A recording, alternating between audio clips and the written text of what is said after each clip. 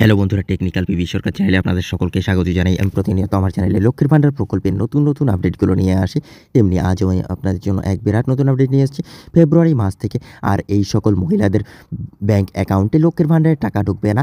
আপনার নামও নেই তো সেই লিস্টে। কাদের টাকা ঢুকবে না, কেন ঢুকবে না, বিস্তারিত জানতে পুরো ভিডিও দেখুন। পুরো ভিডিও না দেখলে কিছু বুঝতে পারবেন না, তাই পুরো ভিডিও দেখার অনুরোধ রইল আপনাদের সকলের কাছে। তাই দেরি না করে ভিডিওটিকে শুরু করছি।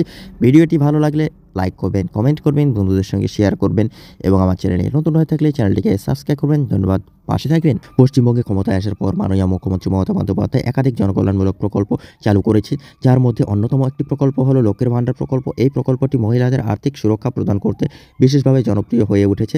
সাধারণ শ্রেণীর মহিলারা এই প্রকল্পের অধীনে প্রতি মাসে 1000 টাকা এবং তপশিলি জাতি ও উপজাতির মহিলারা প্রতি মাসে 1200 টাকা ভাতা পান এই প্রকল্পের আওতায়। তবে ফেব্রুয়ারি মাস থেকে এই প্রকল্পের বড় পরিবর্তন আনা হচ্ছে। অনেক মহিলার ব্যাংক অ্যাকাউন্টে আর লক্ষ্মীর ভান্ডারের টাকা ঢুকবে না। কেন ঢুকবে না? নতুন নিয়ম এবং যোগ্যতার মানদণ্ড। ফেব্রুয়ারি মাস থেকে লক্ষ্মীর ভান্ডার প্রকল্প কিছু নতুন নিয়ম চালু করা হচ্ছে। এই নিয়মগুলি মেনে চললেই কেবলমাত্র মহিলারা এই প্রকল্পের সুবিধা পাবেন। সেই নিয়মগুলি হলো বয়সের সীমা। লক্ষ্মীর ভান্ডার প্রকল্পের সুবিধা পেতে হলে মহিলাদের বয়স হতে হবে সর্বনিম্ন 25 থেকে সর্বোচ্চ 60 বছরের মধ্যে। তবে বয়সের প্রমাণ জমা দিতে হবে। ব্যাংক অ্যাকাউন্টের সঙ্গে আধার কার্ড লিঙ্ক। লক্ষ্মীর ভান্ডার প্রকল্পের সুবিধা পাওয়ার জন্য মহিলাদের নিজের নামের একটি সিঙ্গেল ব্যাংক অ্যাকাউন্ট থাকতে হবে এবং অবশ্যই সেই ব্যাংক অ্যাকাউন্টের সঙ্গে আধার কার্ড লিঙ্ক করা থাকতে হবে। ব্যাংক অ্যাকাউন্টের সঙ্গে আধার কার্ড লিঙ্ক করা না থাকলে এই প্রকল্পের সুবিধা এবার থেকে আর মিলবে না।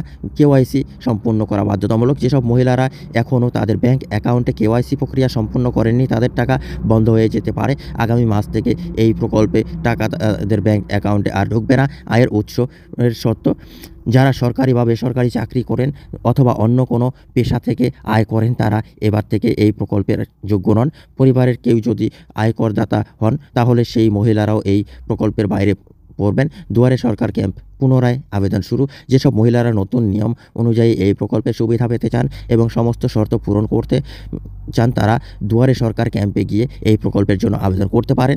রাজ্য সরকারের পক্ষ থেকে এই ক্যাম্পে শীঘ্রই চালু করা হবে।